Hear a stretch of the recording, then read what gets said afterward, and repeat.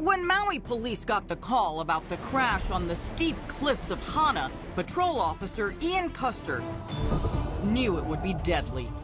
The water is there, and are you getting wet? Are the waves hitting you? Yeah, the waves were crashing and we were getting wet. I destroyed my taser and some other weapons.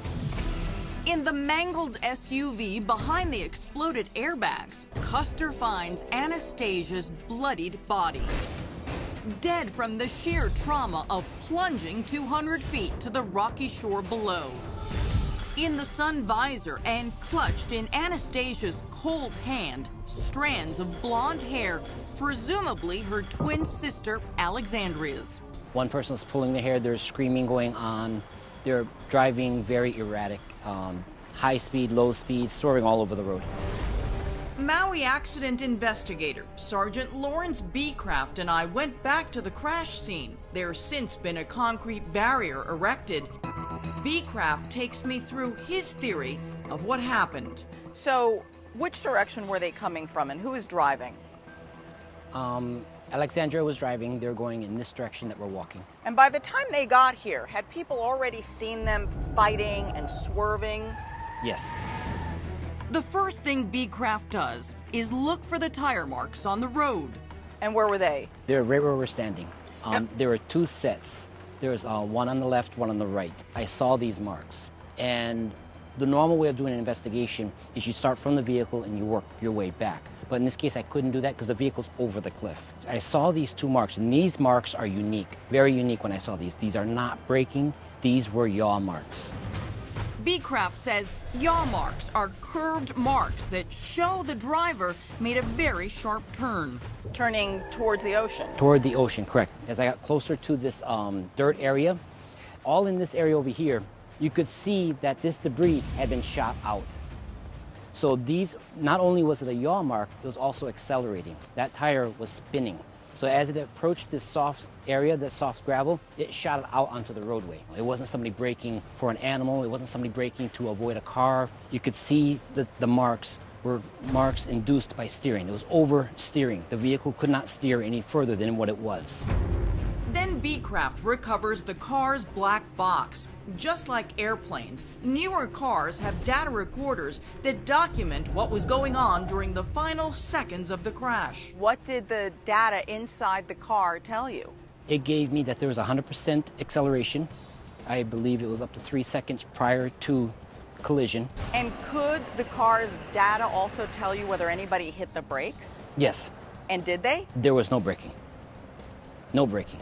I mean, because if you're driving and you're turning this way and the ocean's right there, how do you not hit the brakes? You don't hit the brakes if you want to go off the cliff. How did Alexandria survive while Anastasia died? According to Sergeant Beecraft, it's simple. The reason why she survived is that she's in a compartment. She's behind the steering wheel. The airbag deploys. It keeps her in the seat. Anastasia was not contained in that. Her area is bigger.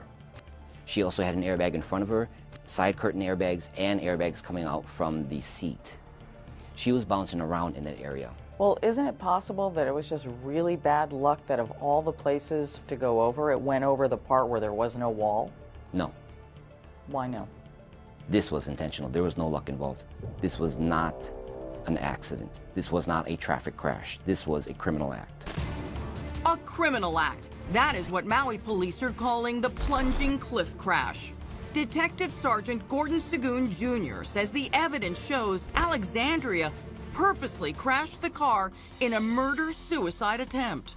And is it possible that they were just in a fit and they were arguing and she lost her mind and it created this horrible, tragic situation?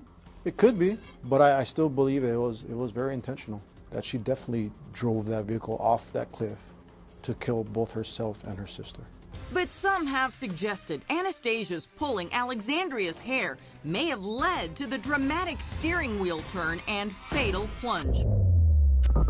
So now to test that theory and others, the police reenact what might have happened in the seconds before the car went over the cliff. The things we wanted to do was disprove the theories that, one, the hair pulling, or we were trying to disprove that the passenger caused this whole incident.